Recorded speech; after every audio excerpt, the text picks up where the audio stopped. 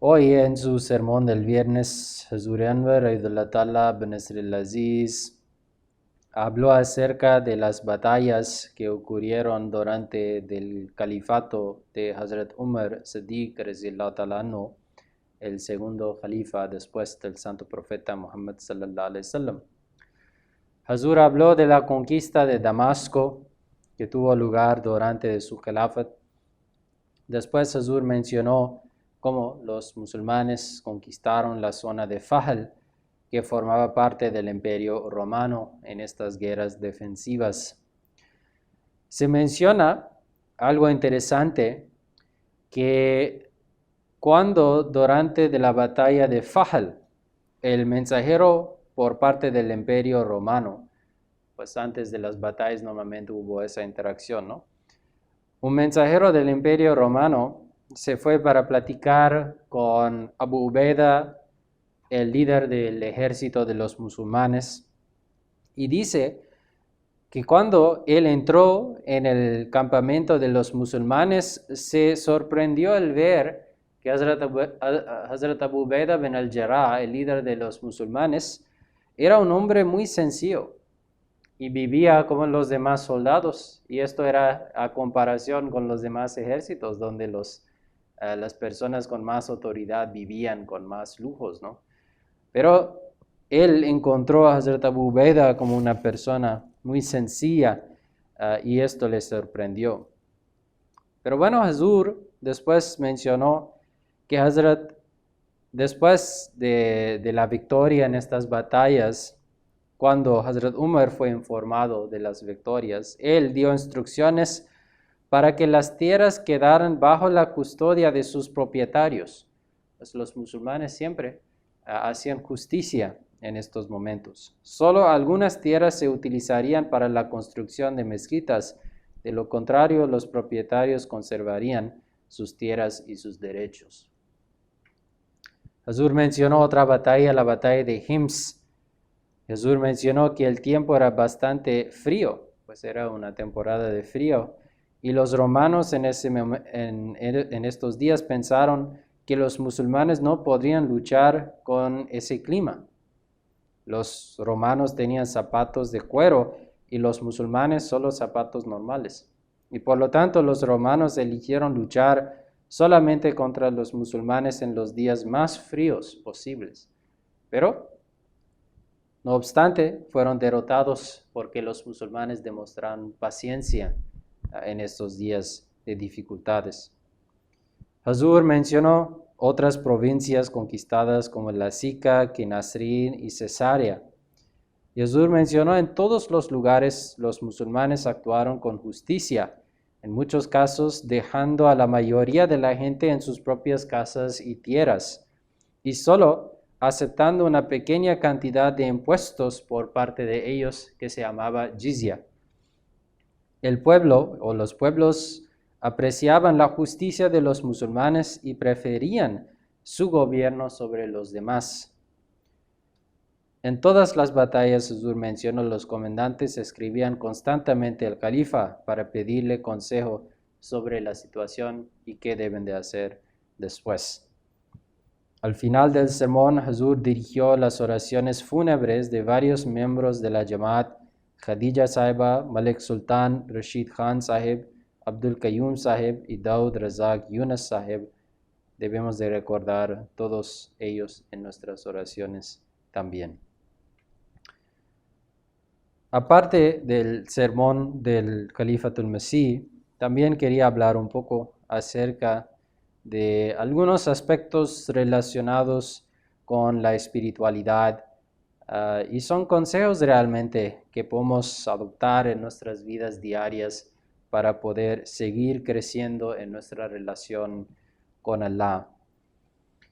El concepto tal vez más importante cuando hablamos acerca de nuestra relación con Allah y nuestra conciencia acerca de lo divino es taqwa. Y hemos hablado acerca de esto varias veces. Pero taqwa, ¿qué significa? Literalmente taqwa significa tomar a Dios como tu escudo en contra de la mundanalidad, en contra de los pecados. Siempre como refugiándose atrás de Dios, sus atributos, su poder. También taqwa significa el miedo de Allah, el miedo de su castigo, el miedo de perder lo que es nuestra relación con Él y la conciencia de Dios. Pues podemos entender la palabra taqwa con estas traducciones. A veces es importante recordar también que hay que tener taqwa en la medida completa o en la medida recomendada. Pues no es suficiente solo tener un poquito de miedo de Allah o algo de la conciencia de Allah y pensar que ya es completo. Ya que tengo un concepto de Dios, ya tengo taqwa. Esto no significa tener taqwa. En el Sagrado Corán, en capítulo 3, versículo 103, Allah dice: «O vosotros los que creéis, temed a Allah como debe ser temido, y no permitáis que os llegue la muerte si no estáis sometidos». Pues Allah aquí dice que no es suficiente solo tener algo de taqwa, sino que debemos de temer a Allah como debe ser temido, teniendo en cuenta todos los atributos de Allah, su grandeza, su poder. Lo terrible es el castigo de Allah, lo terrible es vivir lejos de Él. Pues teniendo todo esto en cuenta, debemos de hacer una evaluación de nuestro propio nivel de taqwa. Si nuestro nivel de taqwa coincide con la grandeza de Allah o no. Si nuestro taqwa nos impide hacer acciones pecaminosas, si en los momentos cuando entra un pensamiento negativo en la mente, pensamos en Allah y abandonamos las actividades pecaminosas, pues tenemos un buen nivel de taqwa. Si a pesar de tener una creencia en Allah, no dejamos las actividades pecaminosas, pues hay que hacer una evaluación y aumentarnos en nuestro concepto y nuestro estado de taqwa.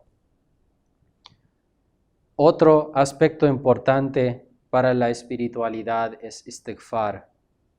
Istighfar, ¿qué significa? Istighfar significa pedir el perdón de las faltas anteriores. Esto es un aspecto. Y también pedir istighfar significa ser protegido de caer en el pecado en el futuro. Pues pedimos el perdón por las acciones anteriores y pedimos la protección de Allah para no caer en los actos pecaminosos en el futuro. Istighfar, ¿cómo hacemos istighfar? Pues hay varias plegarias que se encuentran en los dichos del profeta Muhammad sallallahu alaihi wasallam. Pero lo más fácil para memorizar y utilizar es decir astaghfirullah. Astaghfirullah, yo pido el perdón de Allah. Y esto también debe de formar parte de nuestra rutina diaria en las oraciones, principalmente las oraciones diarias, pero también aparte de eso en otros momentos del día. El profeta Muhammad sallallahu alaihi wasallam pedía istighfar o así istighfar 70 veces al día. Esto también debe de ser nuestra actitud. Y no es algo voluntario hacer istighfar, no es como un acto voluntario que si lo hacemos está bien y si no lo hacemos no pasa nada. En capítulo 4, versículo 107, Allah dice: «Wastaghfirillah», y pide perdón a Allah. Es un mandamiento de Allah. Es una obligación lo que nosotros tenemos, pedir el perdón de Allah.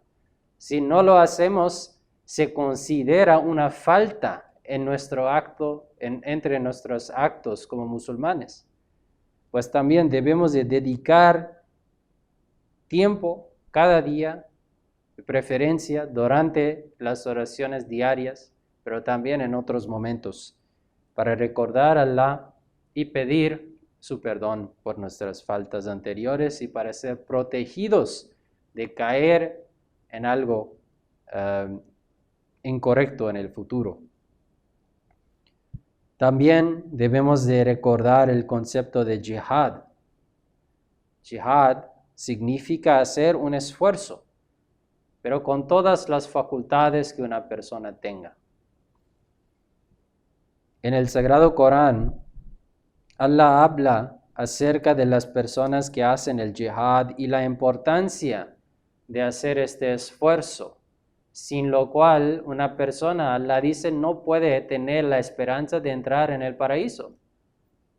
Allah dice en capítulo 3, versículo 143, ¿suponéis que vais a entrar en el cielo cuando Allah no ha extinguido aún a aquellos de vosotros que se sacrifiquen en el camino de Allah, jahadu minkum, que hacen el jihad, ni tampoco ha distinguido a los perseverantes? O sea, le dice que ¿qué piensan? ¿Ustedes van a entrar en el paraíso sin hacer jihad y sin demostrar la paciencia en mi camino? Allah dice que es imposible.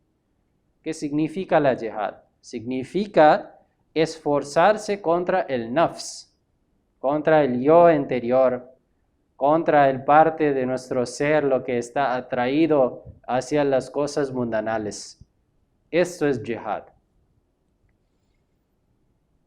El Mesías prometido, alayhi salatu wassalam, hablando acerca del jihad contra el nafs, la purificación del alma, dice que Allah ha dado la siguiente guía: Qad aflaha man zakkaha wa qad khaba man dassaha.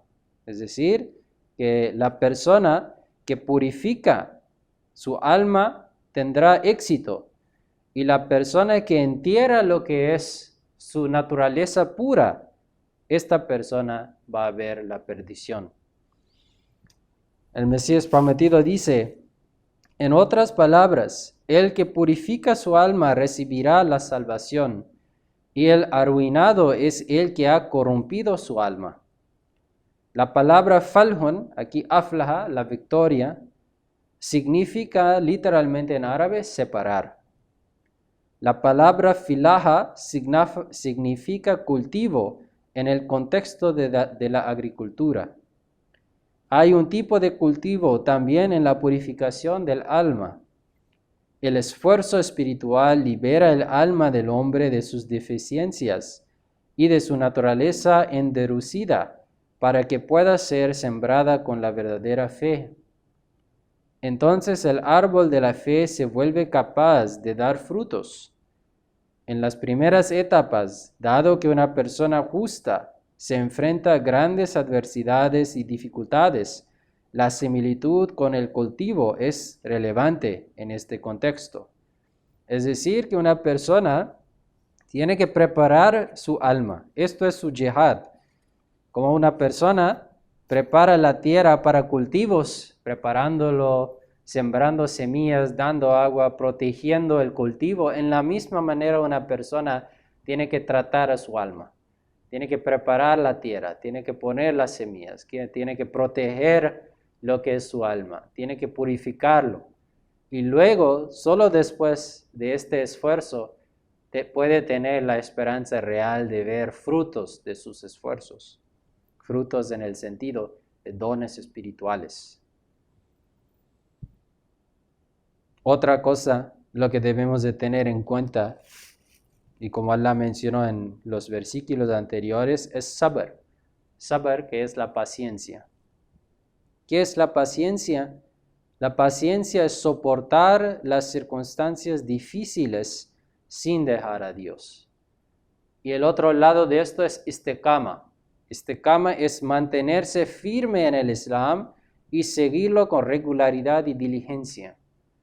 Pues sabr es, no importa lo que pasara en la vida, vamos a estar firmes en el camino del Islam.